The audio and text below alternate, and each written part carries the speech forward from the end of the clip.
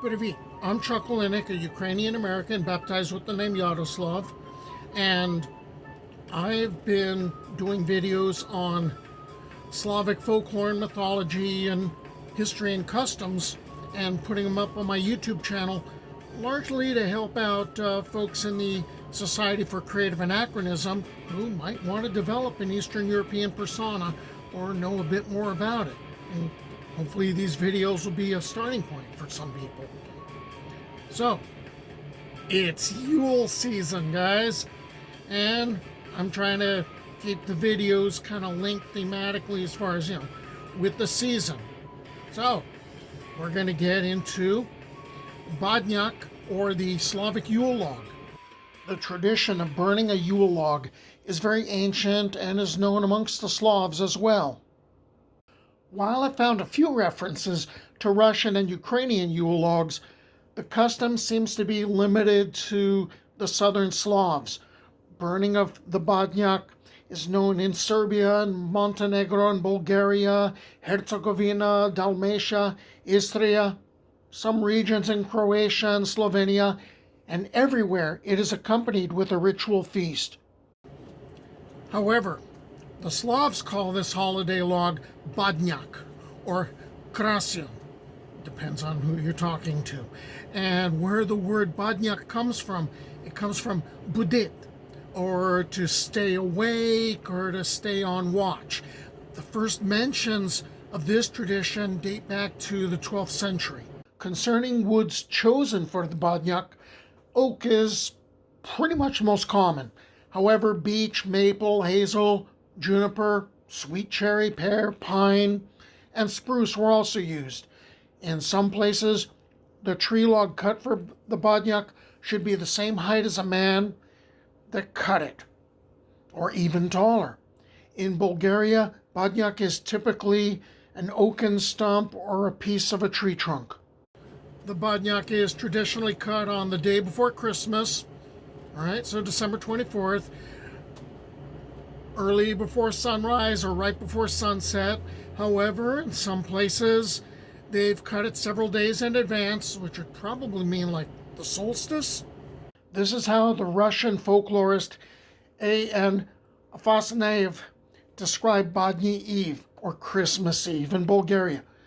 The head of the family, his wife and children, go outside with splinters lit in their hands. From there they go to the place where the firewood is usually chopped and choose a thick, long, and damp oak wood log.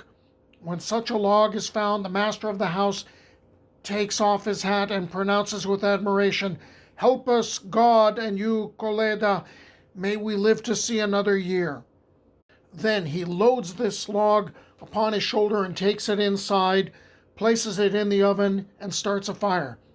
As he approaches the hearth, he says to his family present around him, "Christ is born." His family members respond to him, "He truly is born," and kiss each other.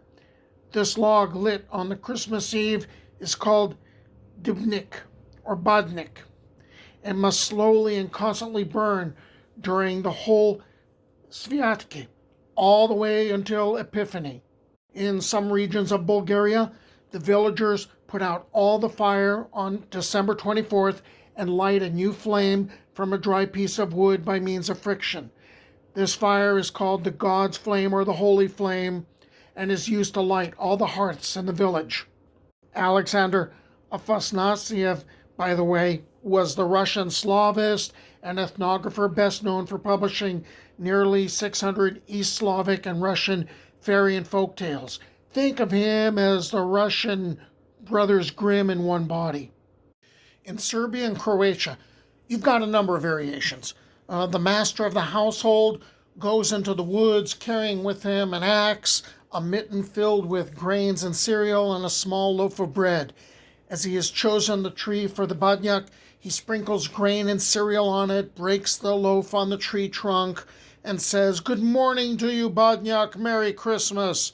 The master eats one half of this loaf and leaves another one on the stump from the cut tree. As far as consistency, it's all over the map, all right? That actually is appropriate because a lot of these variations are regional.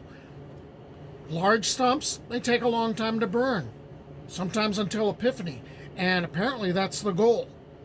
In some regions, several Badnjak are cut, one for each male in the household, plus one for a ritual guest, Balaznik, the first one to visit the household in the morning, probably the local parasite who wants to get a free meal. Sometimes two Badnjak are cut for men and for women. Sometimes there are children's Badnjak. It's known to vary, all right? Different regions, different customs. Once Badnjak catches fire and starts burning, the head of the household lifts it and strikes it on the oven several times while repeating, "To fruition and good health." Sparks that spray from the first strike symbolize the new foals to be born. Sparks that fall from the second and third strikes symbolize calves and lambs to be born, etc.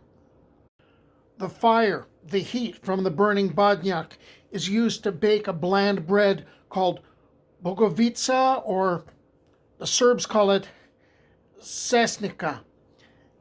Sasnica is a round ritual loaf of bread made with white flour and sometimes water taken from 3 springs. No yeast is used to make this bread. It's broken into pieces and shared with the guests gathered in the house for the holiday. The ashes from the Badnjak are kept and split into several parts. Peasants sprinkled them on the new plants in spring as protection from hail, and they put them amongst the roots of fruit trees and spread around the fields, pastures, and vineyards with a firm belief that this would benefit the crops. They also rubbed this on animals in order to treat illness and added it to chicken feed. People would even mix the ashes from the Badnjak and mix it in with water and drink that to get rid of headaches. Now, the charcoal of the Badnjak that didn't get a chance to turn into ashes by the holiday of Epiphany would be placed in the apiary, buried in the grain shed, or maybe kept in the home until the next Christmas Eve, where it'd be used to help start a new fire. So, Slavic Yule log stuff. Until the next time, do pobачення.